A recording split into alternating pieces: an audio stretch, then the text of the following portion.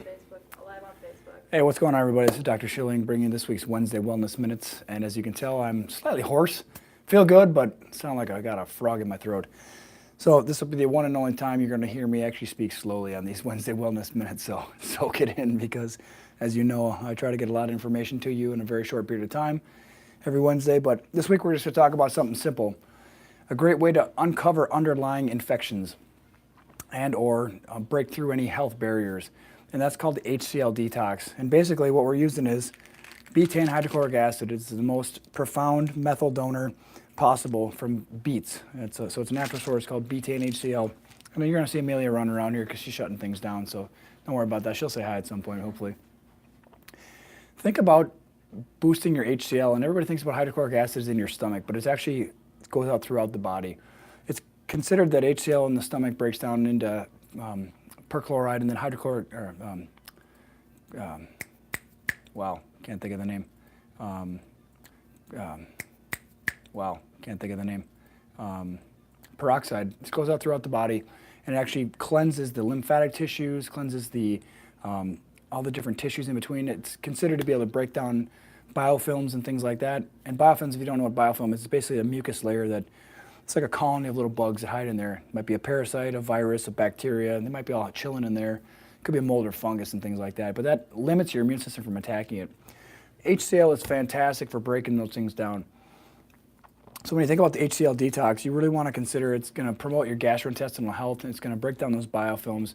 It's going to help periodontal tissue because it's going to help clean out the gut. So if you have periodontal, like your gum line, right? So if you have receding gums and things like that, whenever you think about gums, if you ever bleeding gums or receding gum lines, that has everything to do with your digestive health. And therefore, as a result, if your stomach's not strong, your whole digestive system's not going to be strong, because if your furnace isn't burning hot enough to process your proteins, to break them down, you're going to have putrefying and undigested proteins in your gut, and that's when you can get really smelly gas and a lot of bloating and things like that, in addition to liver stress like that.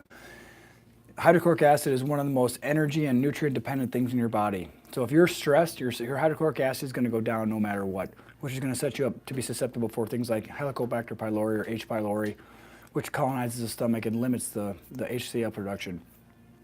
But when you think about having a strong immune system, it starts in the stomach predominantly. Okay, so if you took hydrochloric acid out of the stomach and put it on your skin, it would burn a hole in your skin. That's just how acidic it is. It has a pH of about 1. Your stomach has a specific lining on how to keep that safe, to keep it, there's a mucus layer on the inside, protects your stomach wall against this type of thing. But you need it in your body. And like I said, it's the furnace that breaks down those proteins. So some of the benefits of this are really going to help increase your methyl donors, right? So each cell needs methylation, each cell needs a detox process. This is going to donate methyl donors. Think about helping, as I mentioned before, purifying the digestive system, which is going to help the periodontal tissue, and cleaning out those lymphatics.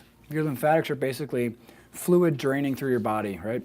So people know about lymph nodes in their throat and their neck. People oftentimes get a sore neck, and it's not really that their neck needs to be adjusted, it's actually that their lymphatic tissues are locked. It's causing a lot of irritation in their neck. So when they turn, it's a lot of sensitivity and tenderness, and it hurts to touch. It's more likely lymphatic than it actually is needing an adjustment. But we get to the root cause of that here.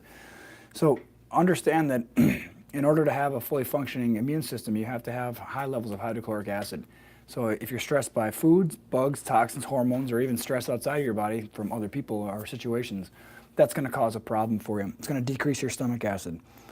So what we do with the hydrochloric acid challenge, or the HCL detox, is we recommend those who have a normal functioning stomach, or at least don't have acid reflux issues, start off with 2 of these after each meal. I take them with the last bite of my food so that there's some type of food in there to help process it, and that just kicks up the energy in the stomach and helps increase your furnace burning potential. So we take 2 with each meal at the last bite of food, and we'd also take 2 in between meals. There are some people who actually raise up the levels of HCl, so they're taking up to 30 caps a day. If you did 2 with each meal and 2 between each meal, then you're looking at about 12 caps a day. And that's a gentle way to do it. If you're super sensitive or have a super sensitive stomach, you'd want to maybe do 1 cap with each meal and build up your tolerance. If for some reason you're not tolerating HCl at all, then you'd want to use a product called Gastrovin. And Gastrovin is going to help heal the mucosal lining, or that mucus lining on the inside of the stomach that protects the stomach wall from that excess acid. So those of you who have extra special sensitive stomachs, you want to pay attention to that because this is super important. Another hindrance to having tolerance to an HCL detox is the ability to have your stomach in the right position. So if you have what's called a hiatal hernia, or part of your stomach is actually stuck up on the top of your diaphragm, we have systems in order to decrease the tension in the diaphragm and reposition the stomach. We can usually cure any acid reflux with 1, maybe 2 treatments max, but it certainly doesn't require the invasive surgeries where they staple your stomach down to your inside of your abdominal wall and things like that. It's crazy talk, but it happens. People get their stomach stapled down just because they have a hiatal hernia and it won't go away. You always want to think about indigestible anger and frustration on the stomach. So if you have trouble with stomach acid, think about indigestible anger and frustration as maybe a problem for you. But Gastrovan is a great tool for healing that gut lining, and then HCL is going to help purify that.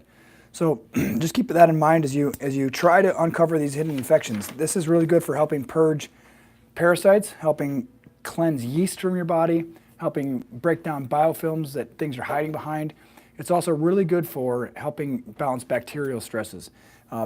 Lyme disease is well known to have issues with biofilms.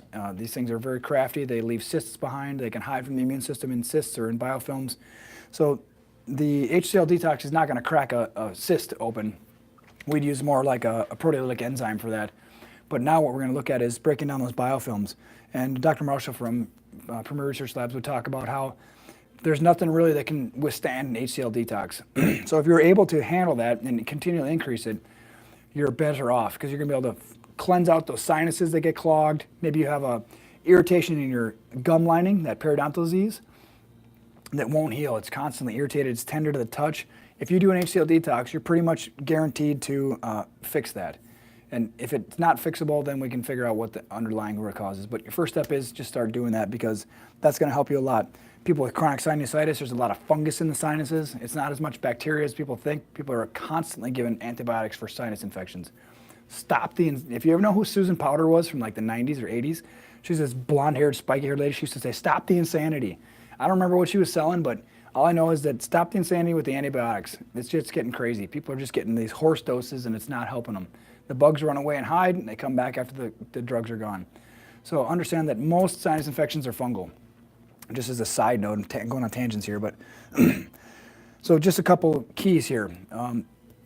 Pockets in the gums, sinuses, guts, lymphatic drainage issues, skin issues. There's really not too many things that an HCL detox can't help. So let's just recap how you do it, right? Start off with, if you're sensitive, start off with 1 cap with each last bite of each meal, and then have 1 cap in between each meal. So you're going to get some of that hydrochloric acid to filter through the body when you're not having food in there, so it's not used up, burning up that food.